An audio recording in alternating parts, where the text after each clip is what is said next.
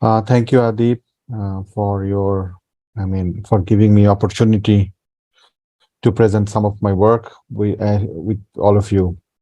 First of all, I would like to thank, the RUET Computer Society chapter, right, and WIE chapter, who are actually jointly organizing this webinar. So please give me permission to share my screen. Thank you.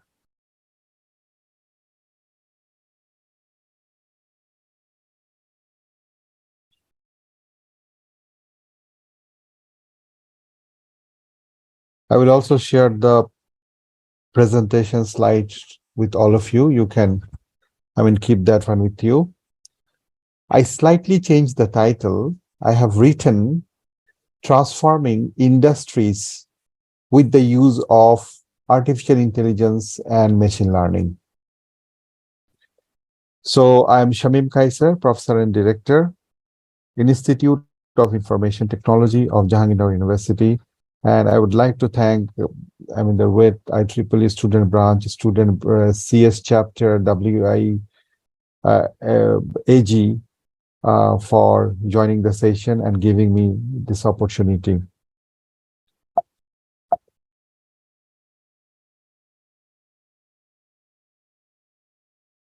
So these are the agenda of my presentation.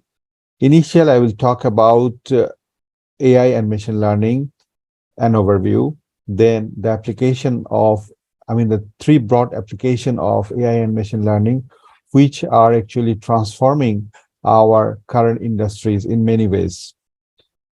And we will see that, there are three major sectors. One is healthcare sector, one is financial sector, as well as one is, the transportation sector, where, we can contribute a lot. Where we are using AI and machine learning a lot. Among these three sectors, I will discuss in detail the healthcare sector, because this is one of the, very important and sector where actually the rights of all the peoples are involved. So that's why I will talk about the healthcare sector and evolution of this healthcare sector with the introduction of AI and machine learning. So, in a broad way, I would like to discuss the AI as well as the machine learning. In AI, what we do, we create an agent. The agent interacts with the environment, collect the data from the environment, and generate some kind of action for the environment so that it can achieve some goal. So let me read out the actual definition. Artificial intelligence refers to the ability of the machine, that is the agent, to perform tasks that will typically require human intelligence. That is, the agent will take some intelligence, that is the human intelligence. And this intelligence, such as perception, reasoning, any kind of decision making, it can be done with this human intelligence. AI systems are designed to perceive the environment. I have already discussed AI system. There is an agent. The agent will interact with the environment. It will collect and sense data from the environment.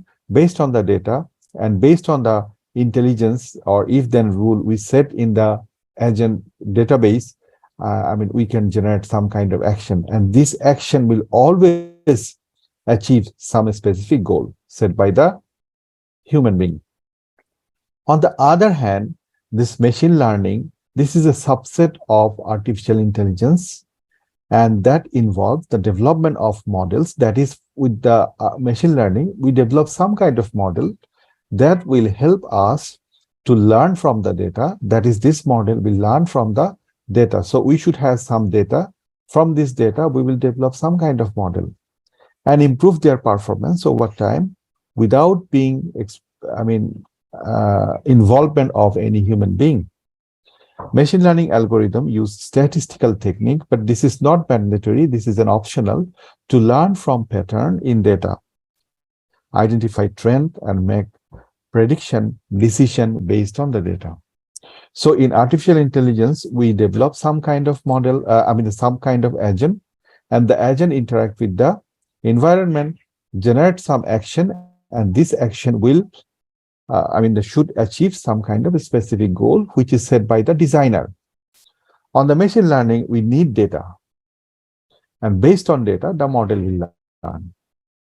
So these are the major differences. So now I would like to discuss the impact of AI and ML, the artificial intelligence and machine learning on industries. How this will transform our industries. AI and machine learning are changing our industry by improving efficiency, accuracy, and decision-making capability.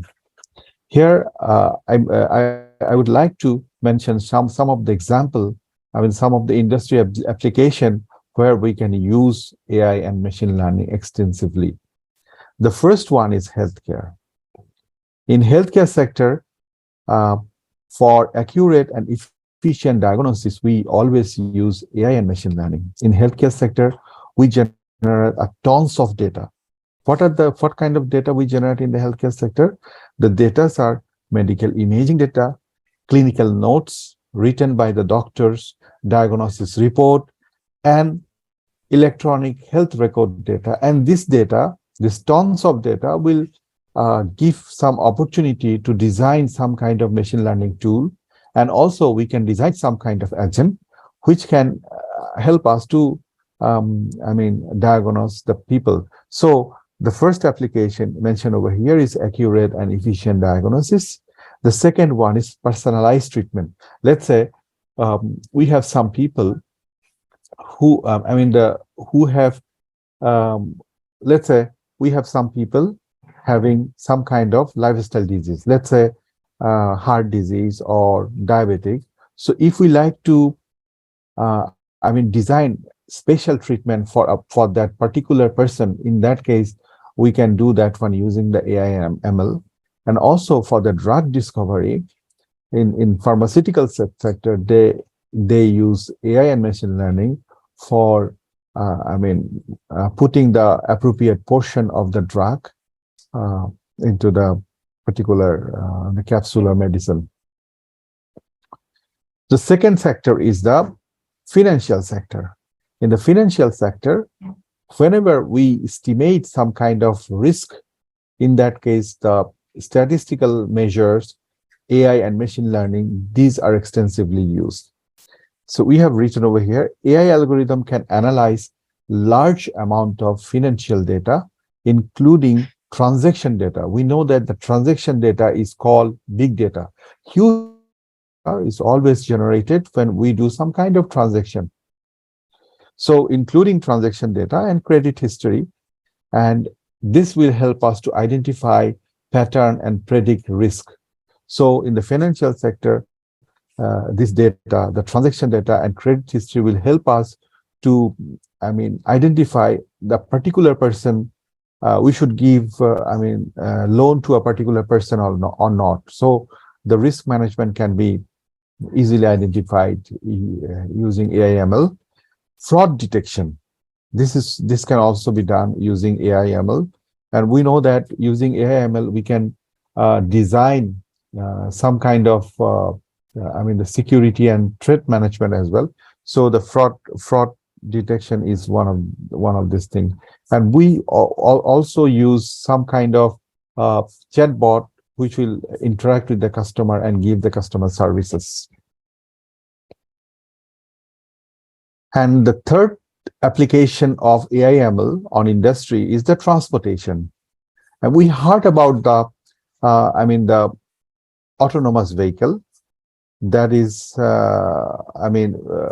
vehicle without the human, right? And for this one, we need AI and ML algorithm, which will process the real-time data collected from the environment. Let's say a vehicle without driver is moving. It will collect the data from the environment, that is from the road, from the adjacent pedestrian.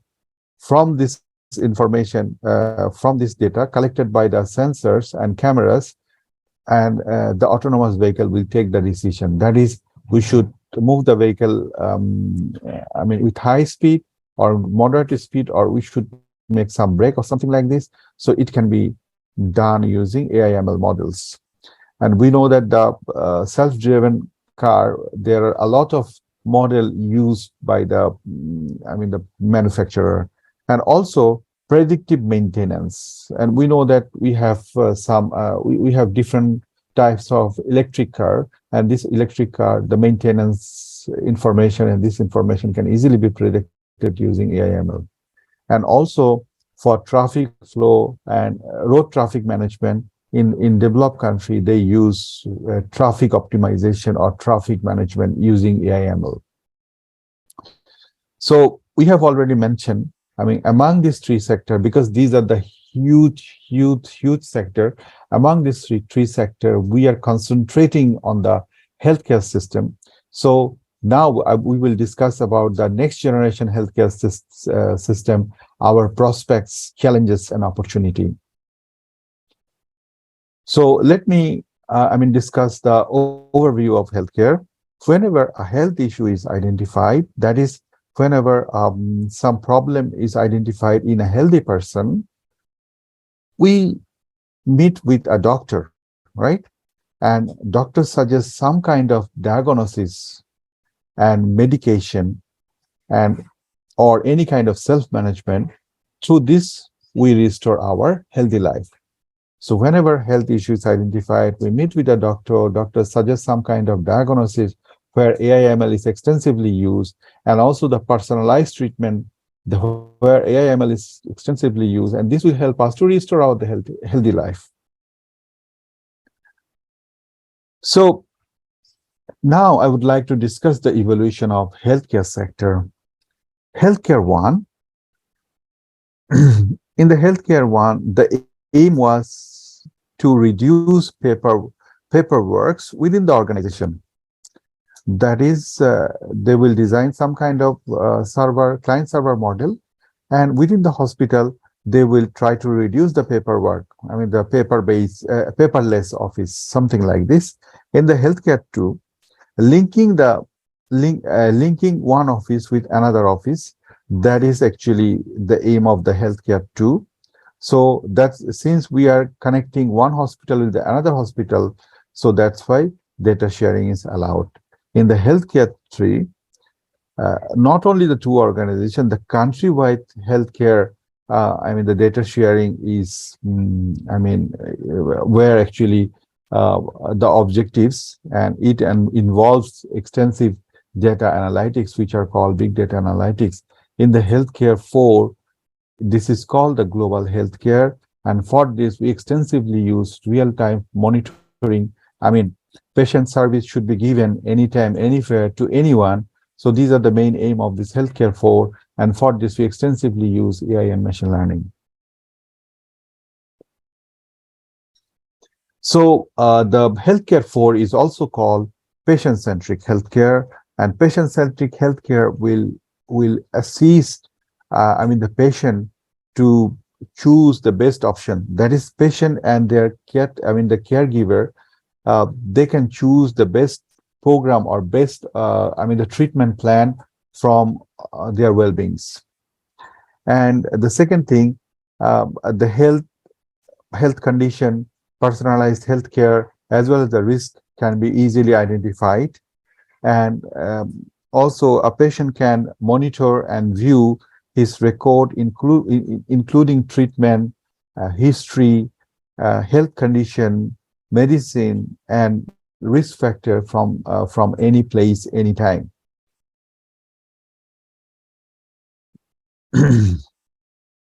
So healthcare delivery in the healthcare 4 is, in hospital, and patient condition can be monitored anytime, anywhere, and complex condition can be divided into the simple problem, and then we process this information parallelly. And patient record or electronic health record can be extensively used for data analytics and detecting a particular type of health issue among the population. So, what is our expectation from this healthcare 4? We have already discussed, but now I am summarizing the healthcare 4 expectation. First we need low care, the low cost patient care, best utilization of healthcare resources, because we are sharing our resources. One hospital is sharing resources with the another hospital, and this way we can, the increase the utilization of the healthcare resources. The third one is high quality, the acute care and healthcare system integrated with the community health resources. And the last option is healthcare service should be given anytime, anywhere, and healthcare service is the patient centric. Previously, the healthcare services were the doctor centric. Doctor decide everything. Now patient is deciding what should be done. They are now booking their appointments online. If one doctor is busy, they are going for the another doctor, and they are doing everything online, and they can look at their reports online. So the healthcare sector is now controlling the patient, himself or herself. So we can say that this healthcare sector is patient-centric. That is, the patient is controlling everything. We have discussed about the electronic health record. This electronic health record, that includes diagnosis report, doctor's letter, and genetic or DNA reports, and these informations are called actually electronic health record.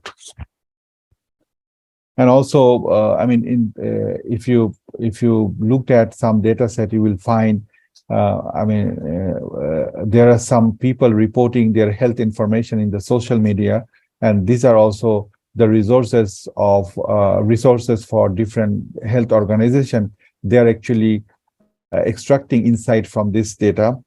And also, we can say the financial sectors is also helpful for the policymaker to design particular to set the cost and other things. So electronic health record is a wealth of data, and it will help us to develop different kind of machine learning models.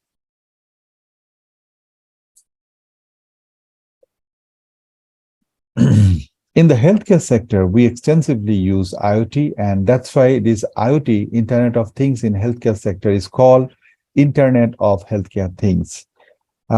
This is collected from one of my research paper, and if you looked at the DOI of the paper, you will find that the application of IoT is increasing day by day. And if you looked at the smart product, which can be the healthcare product people are using, so this is red, means this is the many people are using. If you compare it with the energy management, the facility management, so this is red, this is the smart product people are using.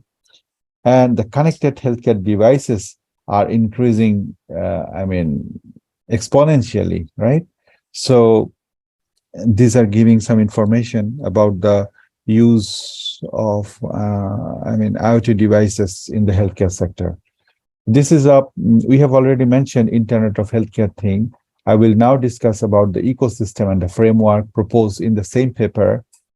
Look at this figure. These are the different healthcare application: healthcare professionals, patient, pharmacy, research center, hospital, financial industries will give the insurance, something like this, and regulatory authority. These are the the application layers things. And their information is initially processed at a particular layer, which is called mist layer. Mist layer, we use if-then rules. It will just identify the surface issues. The specific insight can be found from there. So mist layer, the processing is too low, and this is very close to the application. In the second layer, we put some fog processing. These are the server. The processing capability of fog is higher than mist, but the extensive processing may not be possible, and extensive data sharing may not be possible. But within the healthcare organization, they can perform very well. And then we have a cloud layer, the cloud system. We always put fog layer in between the cloud layer and the application layer because whenever we send some data to the cloud, some kind of processing is done. And when the action is coming to the particular application, it will take time. There is a round trip time is too high. So that's why what we do, we initially send our information to MIST. If MIST can solve the information, if MIST can give us insight, then we terminate our processing. If MIST cannot actually process that information, we send the information to the fog. And if fog cannot handle the information, then we send the information to the cloud. That is, if we process information in the MIST, look at this one, the round trip time is too low. If we process the information in the fog, the round trip time is lower than the cloud. If we process the information in the cloud, it will take the much time. So this is the framework. In the hospital, we collect patient data using different sensors, and we process this data in the MIST layer. In the MIST layer, this is the if-then. It will just issue some kind of alert. Let's say, let me give some example. Let's say in the ICU, we monitor the patient, right? So the sensor, which is, fit into the fingertip, let's say that is not working properly. In that case, the MIST processing will generate some kind of alert to the nurse, and nurse will check the system, the sensor is working properly or not. So this kind of, the decision is made in the MIST layer. For processing the data, we always send the data to the fog layer. And if the fog layer cannot handle the data, then we send that information to the cloud layer. The information can be directly sent to the cloud layer. Normally, for real-time processing, we never process our data in the cloud layer. For non-real-time data, let's say we have some scan result. Based on this scan result, you will diagnose some kind of, the health issue. For that, we can process the information into the cloud layer. Let's say we are monitoring a patient. You have heard about the Holter monitoring. Holter monitoring is used to identify some kind of heart issue, the cardiac issue in real time. For that, we cannot process the information in the cloud because the processing time is too much and it cannot provide you the real-time services. So that's why for Holter monitoring, we can process the information in the MIST layer, that is within the Holter monitor, and we can process the information into the fog layer. This can give the real-time services, this can give the near real-time services, this cannot give the real-time services. So what we do, our information is processed initially in the MIST layer, then we process the information in the fog layer, then we process the information in the cloud layer, then we display the result into the different end devices and terminals.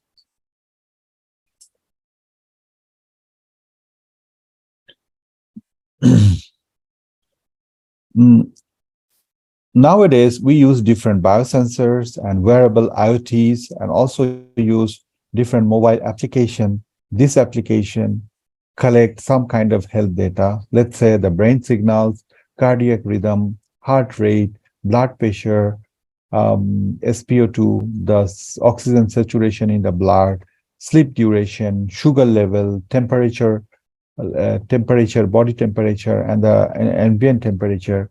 And this data is helping us to design different digital healthcare app for, let's say, the activity recognition, fall detection. We know that the poor people, the senior people are prone to the fall, right? So we can detect the fall using different kinds of sensors.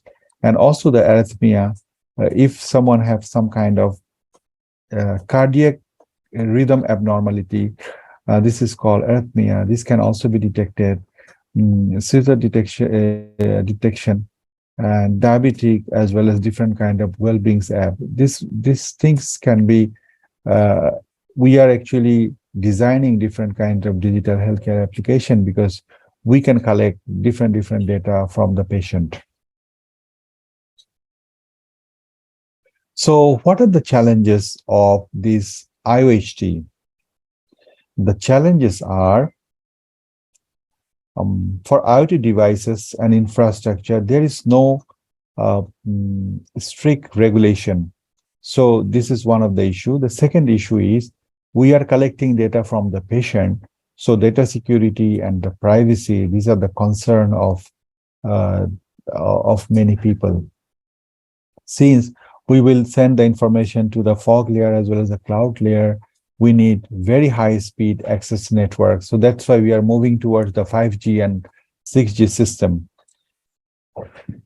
And the healthcare data should be available anytime, anywhere. So 24/7 data availability is another challenge. Lack of regulation, we have already mentioned about that there is no standard and regulation till date. So this is also an issue because let's say we are connecting different, the devices of different vendors. Whenever we connect devices of different vendors, if there is no standard, in that case, it will always create some kind of vulnerabilities. And these are the weakest link of a particular user, and the hacker can easily enter into the system through this weakest link. So data overhead, we are collecting a lot of data, which are, the most of the data are not, useful. So data overhead is too much, and these data are called healthcare big data. And this data cannot be processed by, existing infrastructure. So different technique must be followed. So let's say the distributed computing, something must be followed. So what are the things we can use? We need we can use the smart sensing so that we can sense the information accurately. We need the high speed access network, and the sensor data, from the sensor data, if we like to generate some kind of action, in that case we need models, AI models, ML models, and the smart devices which is actually deployed in the different part. So we need the security of the data, we need the security of the healthcare devices, which we have term over here as the note. So we have already mentioned we should move towards the 5G and 6G system, because these systems are highly reliable. The latency is too low. It will give you the extreme high bandwidth, and also it supports mobility.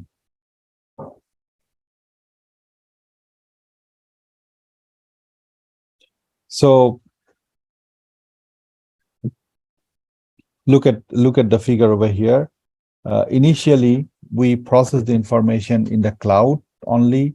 Now we are processing the information edge and cloud. Edge is basically the fog terminal, and for this we are using, if we use the 5G access network, in that case we can process all the information in near real time, because the latency is too low, 10 milliseconds. So 5G network, it will provide, software-defined network. We will discuss about the software-defined network a bit. We can have the network slicing, flexible system can be deployed. We can optimize all the function. We can do the intelligent data analytics in real time, in near real time, basically. We can provide, the quality of services and quality of experience to all people. and big data and context awareness is also provisioned in the 5G systems, and also this can provide the security and privacy. So this is another diagram taken from one of my research paper. Look at this one. I mean, the healthcare data we are collecting from the patients are ECG, EMG, EEG, and also electric field potential, single and multi-unit activity. We are collecting this information from the patient. And also we are collecting different types of imaging information, MRI, CT scan, X-ray, fundus image, endoscopy image. These are the image we are collecting from the patient as well as, these are the data, these are the imaging, and also we are collecting sequence data like gene, DNA, RNA sequence, gene expression, molecular compounds, protein structure, and for extracting some kind of knowledge from this data, some kind of actionable insight which can be implemented in the different system, we can use different types of the deep machine learning platform. So we can use CNN, RNN, DA, DBN, deep Bozeman network, something like this. And what are the application we can get from this data and model? Human activity recognition, behavioral monitoring. We know that the behavioral monitoring is one of the prior section, because people are concerned about the equity and equality, and we are also concerned about the inclusive education, where we should bring all the students, able and disabled both. So the behavioral monitoring is also important issues, and cognitive state monitoring and anomaly detection in the patient data, and also image reconstruction, disease diagnosis, organ segmentation, and anomaly detection in the imaging data. Also cell analysis, cell tissue classification, cell count, disease diagnosis, specifically the cancer diagnosis, we use, the sequence data, and also the disease prediction, drug design, gene modification, and alternative slicing, PS interpretation. We use different machine learning models. If you looked at this table, it is written, the font size is too small. I'm sorry for that. So here it is written, let's say protein data bank. If you like to analyze this protein data bank, in that case, you can use DA, and the possible application is written for all the data set. What should be the different machine learning model, and what you can do. This is summarized over here. If you like to work on, let's say, activity data, let's say on imaging data, let's say on sequence data, you can use different machine learning models, which is actually listed over here.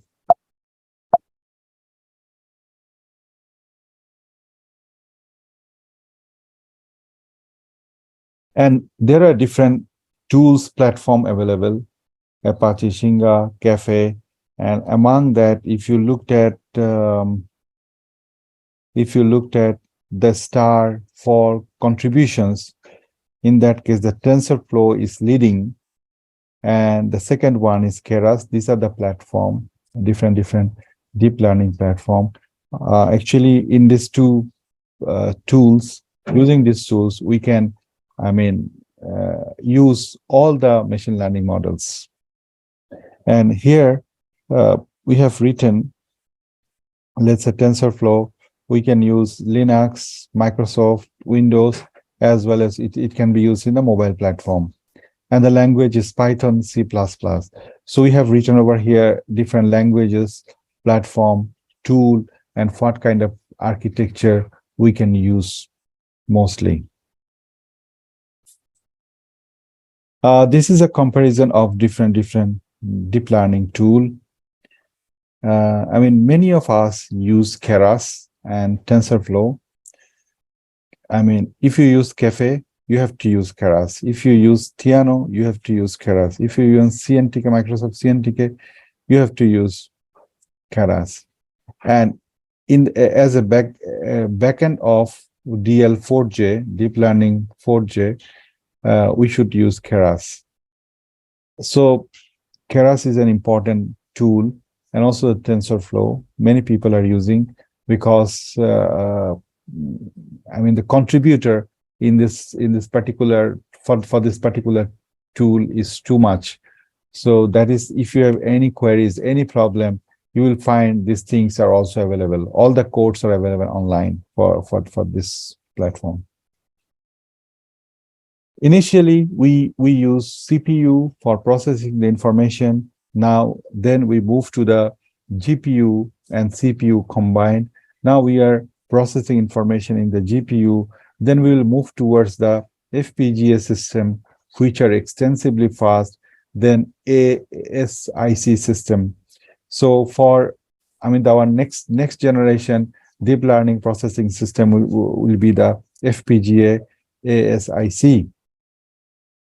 So if you looked at the GitHub contribution, start contribution, the TensorFlow is the volume of the information available for the user in case of TensorFlow is too much.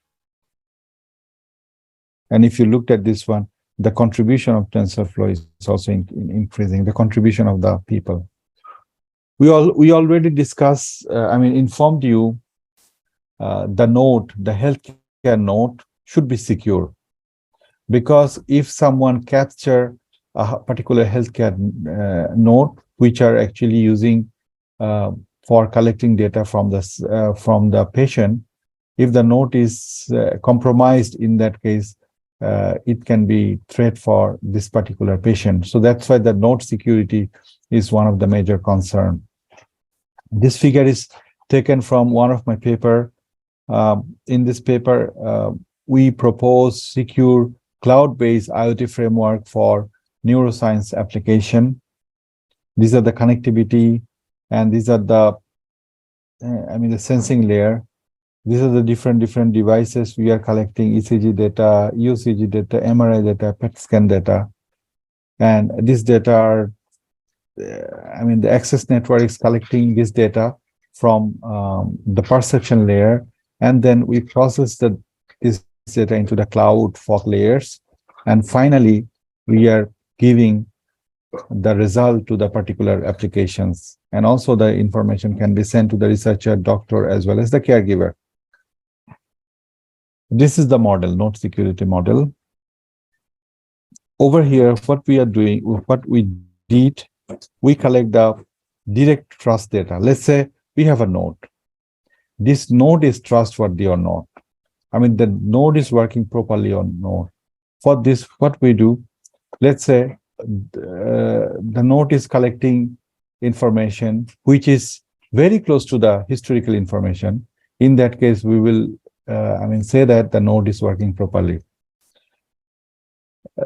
And for example, there are 2 to 3 nodes, which is, I mean, measuring the temperature.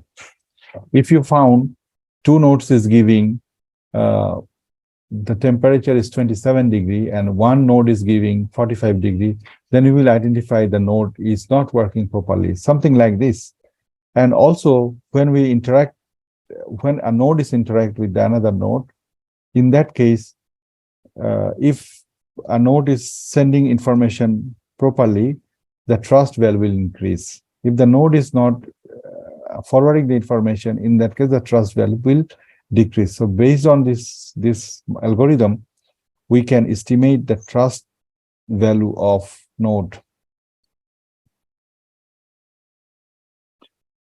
And for ensuring the data security, and in many research paper, the blockchain technology is proposed. The blockchain technology, whenever a transaction is created, when a transaction is made, in that case, for each transaction, a block will be created after mining the information, and the block will be put into the chain. So if one information is modified, the chain will be broken. So this way it can ensure the security of the data. Look at this one. This is the data plane, control plane. The software defined, what is the function of software defined network? The function of the software, let's say whenever we send our data through router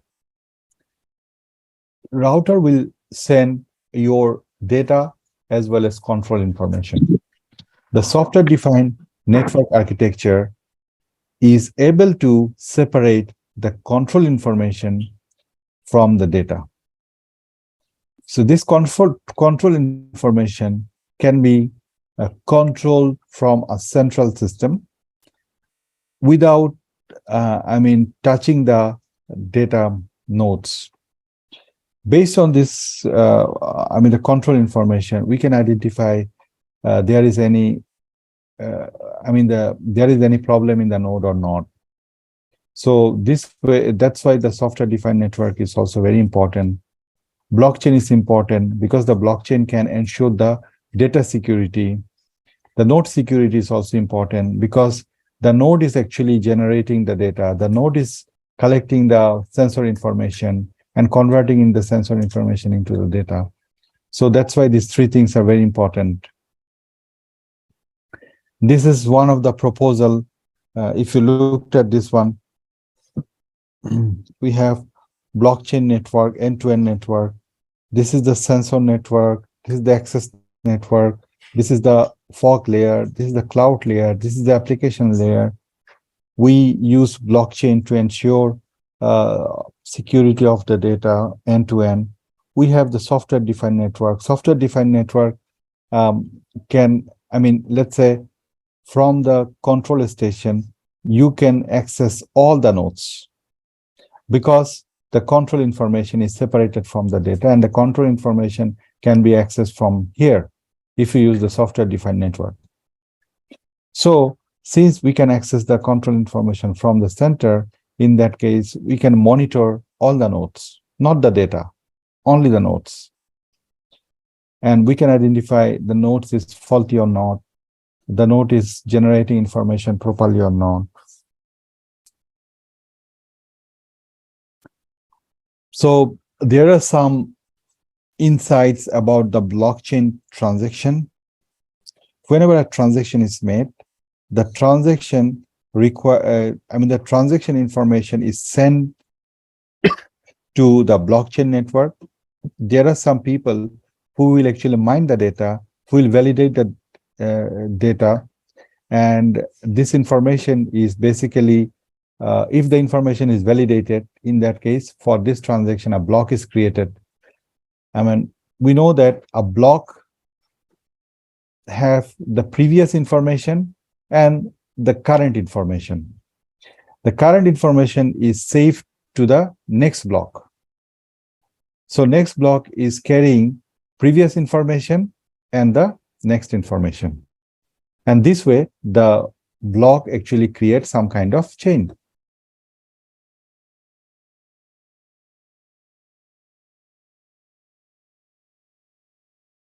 And in many people nowadays, we have seen,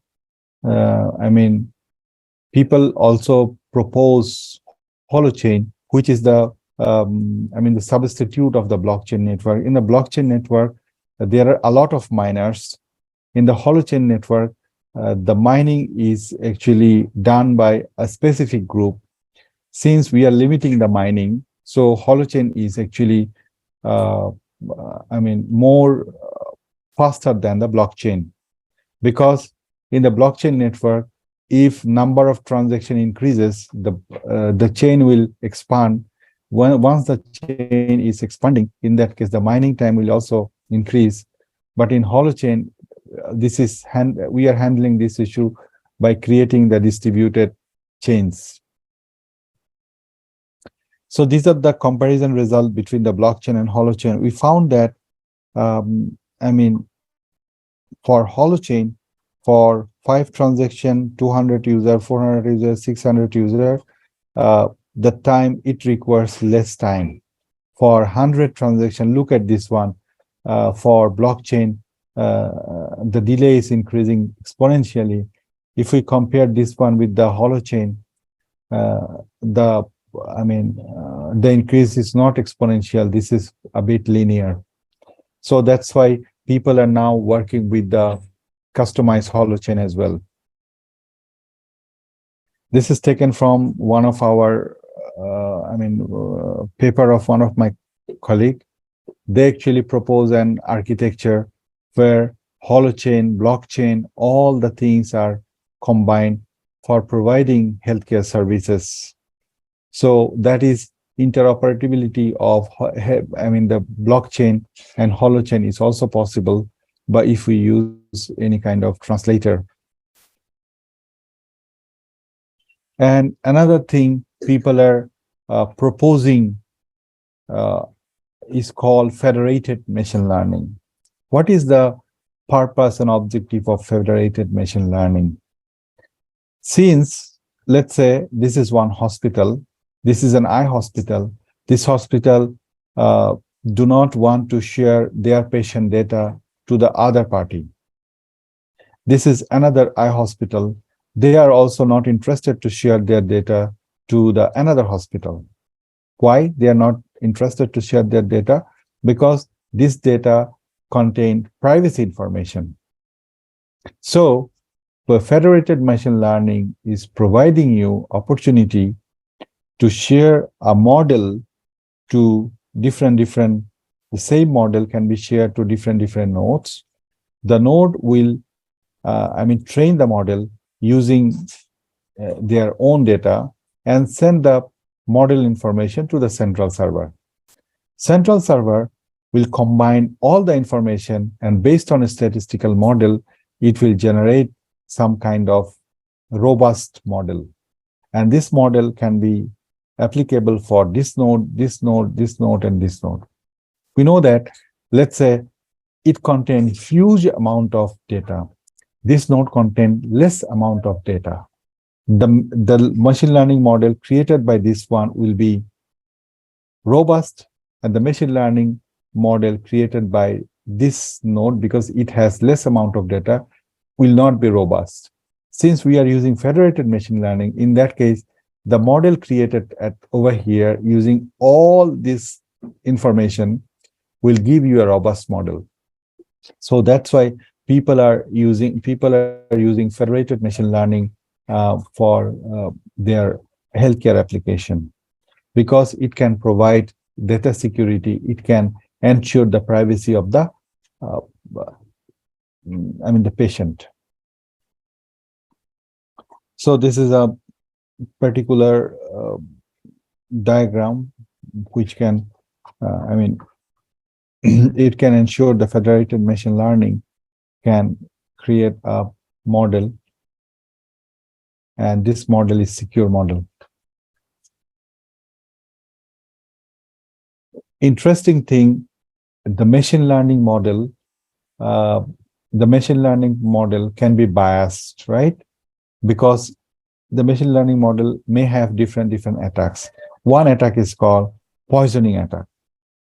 Poisoning attack, it can be created by some kind of the hacker. So if the model parameter is modified, in that case, actually, the model will not work properly. In the federated machine learning, since we are combining different models, let's say this node is compromised, or the data over this node is not correct, but this data are correct. In that case, the poisoning attack can be prevented. Let's say the model over here is poison. So since we have these 3 best models, and this is poison. So the central model created by this model will be better enough. It will, it can prevent the poison attack.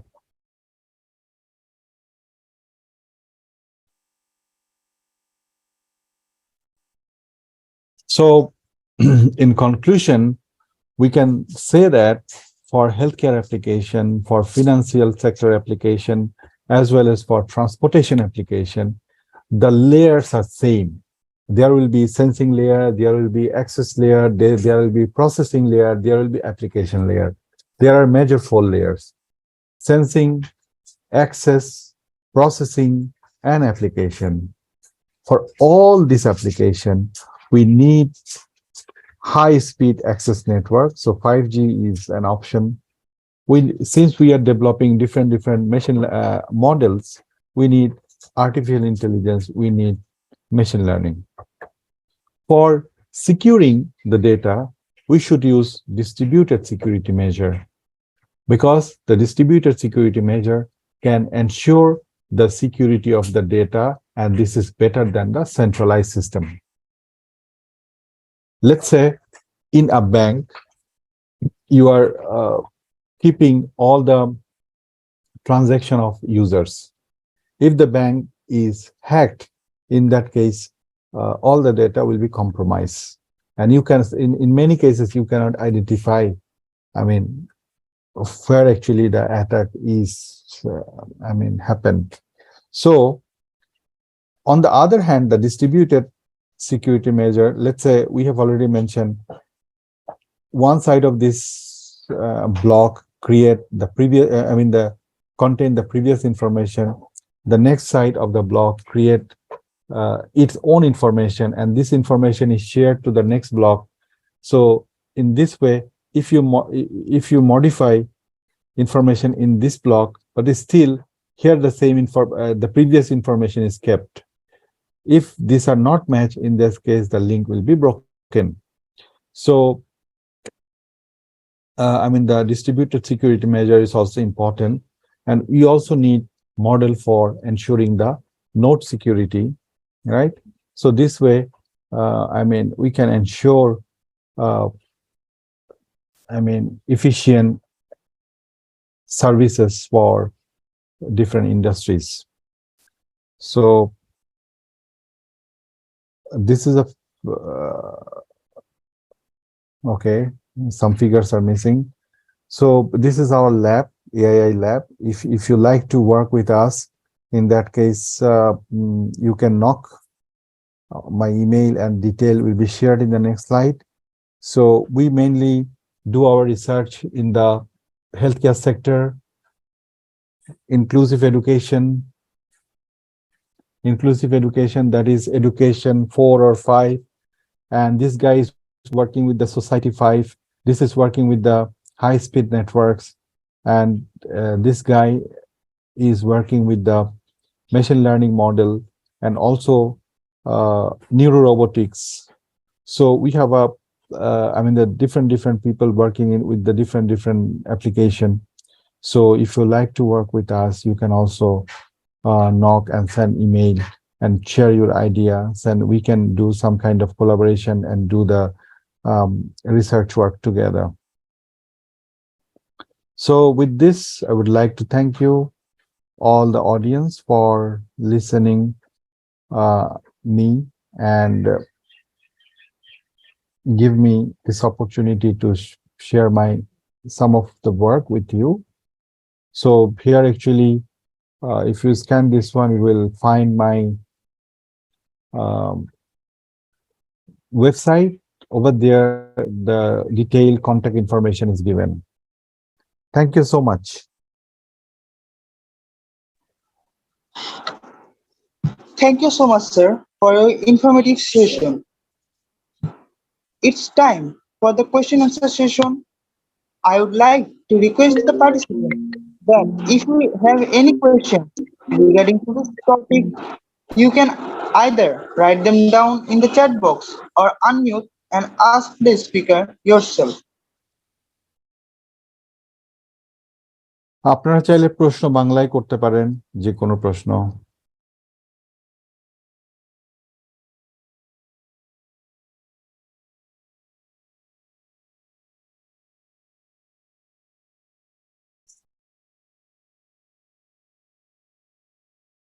যেমন ধরেন machine learning যে মডেলগুলো আমরা develop করি,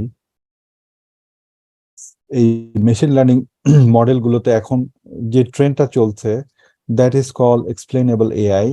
explainable AI তে আমরা যেটা করি, আমরা মেশিন লার্নিং মডেলের সাথে এক্সপ্লেনেবল এআই যদি দেই, তাহলে যেটা হবে হচ্ছে গিয়ে ডক্টররা বিলিভ করে হচ্ছে গিয়ে how features are related to a particular decision.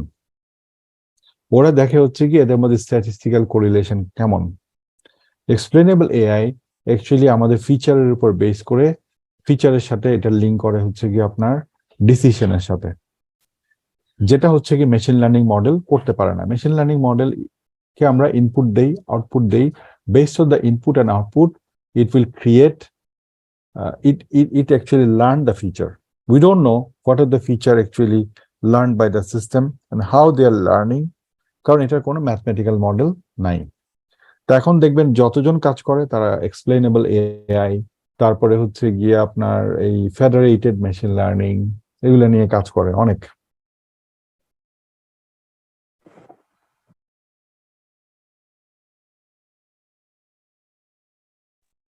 Sir, আমার একটা কোশ্চেন ছিল। জি, কোশ্চেনটা হচ্ছে, আমরা এনএলপি নামে একটা জিনিস সম্পর্কে একটু শুনেছিলাম, যে ন্যাচারাল ল্যাঙ্গুয়েজ প্রসেসিং। তো এইটার সাথে আসলে বায়োমেডিক্যাল ইঞ্জিনিয়ারিং এর কোরিলেশন করে কি কিছু করা সম্ভব আমাদের মেশিন লার্নিং বা হচ্ছে ডিপ লার্নিং দিয়ে? থ্যাংক ইউ জাহিদ না? জি। আচ্ছা, এনএলপিটা আসলে কি জিনিস? এনএলপি হচ্ছে গিয়ে আপনার, আমরা বলি natural language processing. So natural language processing এ আমরা যেটা করি হচ্ছে গিয়ে টেক্সট অ্যানালাইসিস করি। আমরা একটু আগে কিন্তু আপনাদেরকে বললাম যে আমরা ডক্টররা যে huge amount of text generate করে অ্যাবাউট আ পেশেন্ট, এগুলো হচ্ছে গিয়ে আপনার অনেক অনেক ইনফরমেশন ক্যারি করে, যেগুলোর উপর বেস করে আমরা ডিসিশন সাপোর্ট সিস্টেম জেনারেট করতে পারি। অন দ্য আদার হ্যান্ড, আমরা ওই যে জিন এক্সপ্রেশনের ডেটা বললাম, জিন এক্সপ্রেশনের ডেটা দিয়েও আমরা, মানে জিন সিকোয়েন্সিং কিন্তু আপনার এনএলপি দিয়ে পসিবল। তো অবভিয়াসলি আপনারা যদি বায়োইনফরমেটিক্স এর কোনো কিছু করতে চান, তাহলে অবশ্যই মানে করতে পারবেন আর কি। তবে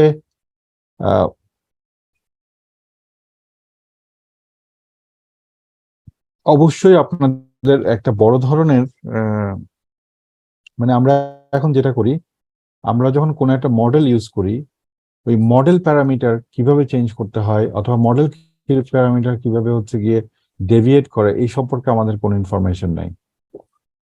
এটা আপনাদের আসলে একটু মানে যখন আপনারা কাজ করবেন তখন এটা অবশ্যই শিখতে হবে।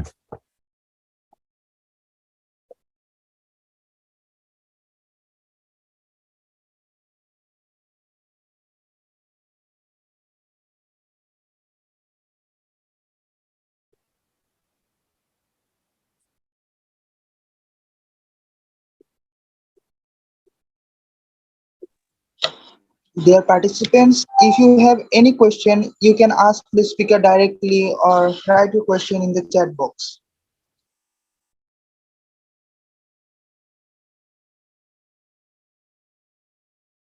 এনএলপি কিন্তু আপনার সায়েন্টিফিক লিটারেচার, যেমন জিনের নাম, প্রোটিন ফাংশন, এগুলা কিন্তু আমাদের সায়েন্টিফিক পেপারের মধ্যে অথবা সায়েন্টিফিক ডেটাবেজের মধ্যে আপনার জিনের নাম, প্রোটিন ফাংশন, তারপর হচ্ছে ইন্টারাকশন নেটওয়ার্ক, যেগুলো হচ্ছে প্রোটিন প্রোটিন ইন্টারাকশন নেটওয়ার্ক, এই ইনফরমেশন গুলো যদি ডেটাবেজে থাকে, আমরা machine learning model, sorry NLP দিয়ে আমরা কিন্তু কি করতে পারি, এখান থেকে আমরা ডিফারেন্ট ডিফারেন্ট ইনফরমেশন এক্সট্রাক্ট করতে পারি। সো ডেফিনেটলি কেউ যদি কাজ করতে চান NLP as well as bioinformatics, this is very much possible. Actually sir, কিছু রিসোর্স সম্পর্কে জানতে চাচ্ছিলাম, যেখান থেকে আসলে এগুলো নিয়ে ভালো মতো স্টাডি করা যেতে পারে।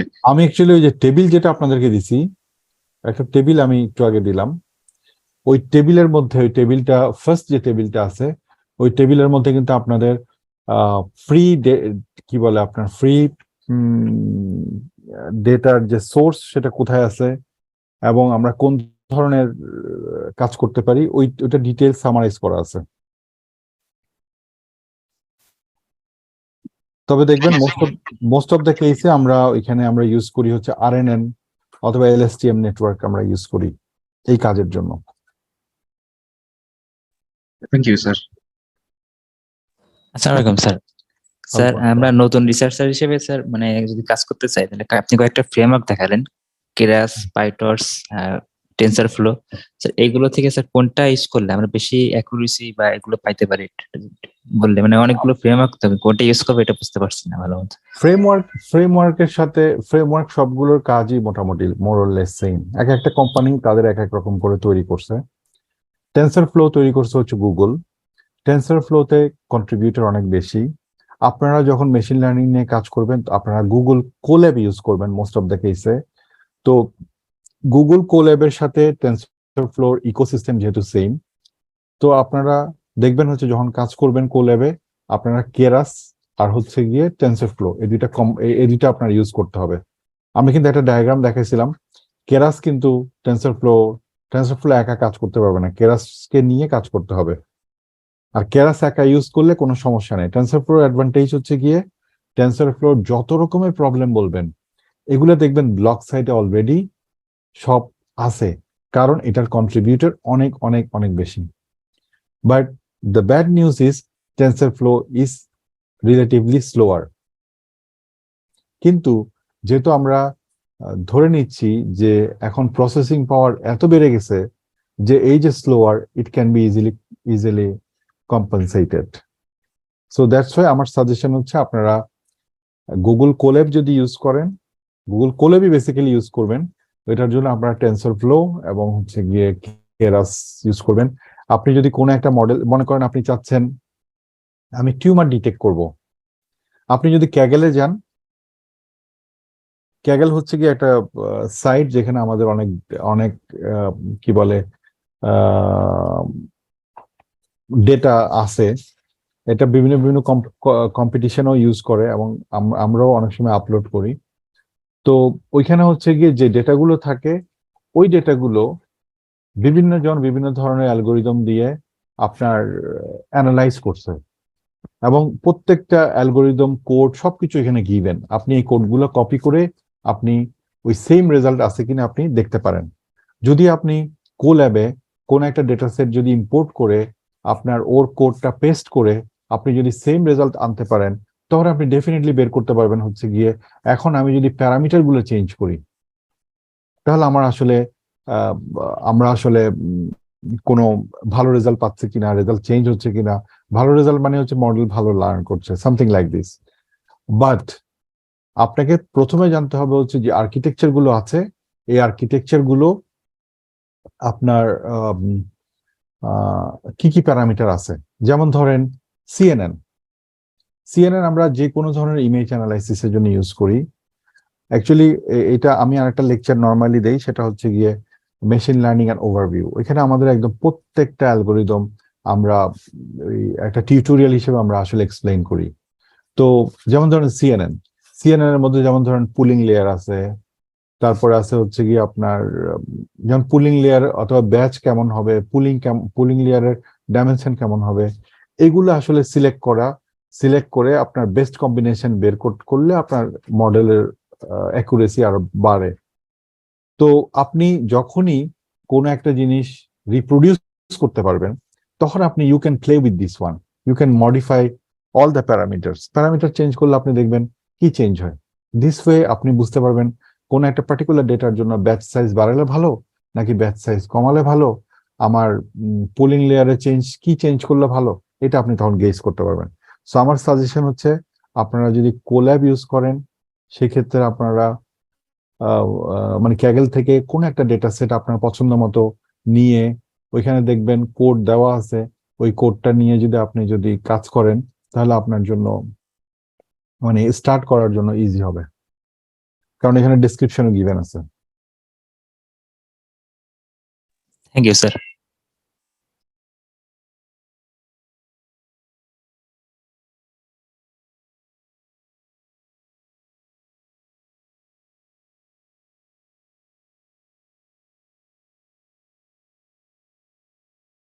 আর আমার ইমেলটা এখানে আমি শেয়ার করে দিচ্ছি। তারপরও if you have any query suggestion so you can send me email. আমি আপনাদের যেটাতে আমাকে ইনভাইট করেছেন ওইটার মধ্যে আমি স্লাইডটা শেয়ার করে দিব, যারা পার্টিসিপেন্ট ছিল তারা যদি এটা চায় তাদেরকে ওইটা দিয়ে দিবেন। স্যার আমার একটা কোয়েশ্চেন ছিল স্যার। ইয়েস আদিব। স্যার আমরা যে এত রিসার্চ দেখি বায়োমেডিকেলে এই যে এমএল নিয়ে, কিন্তু বাংলাদেশে আসলে এর প্র্যাকটিক্যাল অ্যাপ্লিকেশন কোথাও হয় কি? আমাদের মেইন সমস্যা হচ্ছে গিয়ে আমরা এখন পর্যন্ত কোনো কিছু প্রডিউস করি না সিস্টেম লেভেলে, হার্ডওয়্যার সিস্টেমে। বাট হ্যাঁ, সফটওয়্যার সিস্টেমে আমরা কিন্তু অনেক ধরনের প্রোডাক্ট অলরেডি বের করছি। আপনারা জানেন কিছুদিন আগে যখন কোভিড ছিল, ডেফোডিল ইউনিভার্সিটি একটা প্ল্যাটফর্ম বের করেছিল যেখানে হচ্ছে আপনারা যে কোনো ধরনের এক্স রে ইমেজ আপলোড করে আপনি জানতে পারবেন হচ্ছে গিয়ে আপনার কত পার্সেন্ট কোভিড এর ইনফেকশন আছে। সো এটা হয়তো আপনার কি বলে এটাকে বেঞ্চমার্কিং তারা করে নাই, কিন্তু এই ধরনের ছোটখাটো জিনিস কিন্তু কন্টিনিউয়াসলি আমরা মানে আমাদের দেশে বানাচ্ছে। ঢাকা ইউনিভার্সিটি বায়োমেডিক্যাল ইঞ্জিনিয়ারিং ডিপার্টমেন্টে অনেকগুলো প্রোডাক্ট বের হয়েছে যেখানে আপনার আর্টিফিশিয়াল ইন্টেলিজেন্সের ইউজ আছে।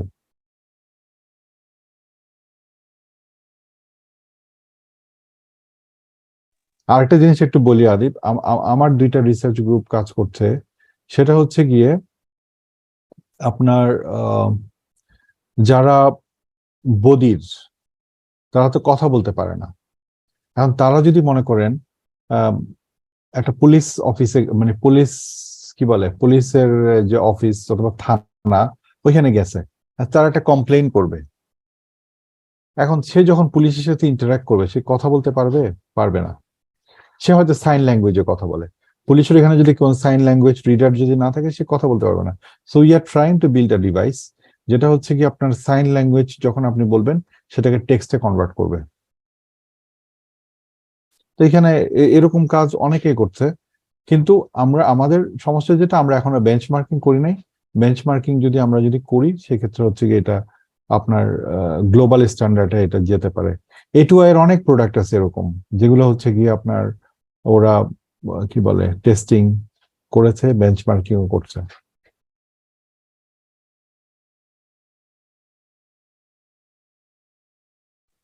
Thank you, sir.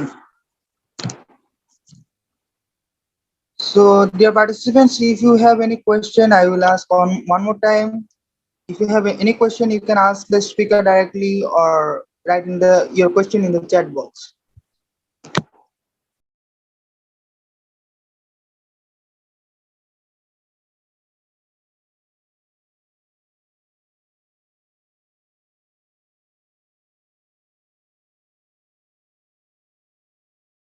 Okay, thank you. আমার মনে হয় ওই যে আমি ইমেল অ্যাড্রেস দিচ্ছি, কারো যদি কোনো সমস্যা থাকে অথবা কোনো কিছু যদি হয় সেটা ওরা ডিরেক্টলি করতে পারে। ইয়েস, আমরা লেকচার স্লাইড দিব, আপনারা আদিত এবং আপনাদের চেয়ারের কাছ থেকে আপনারা নিতে পারবেন।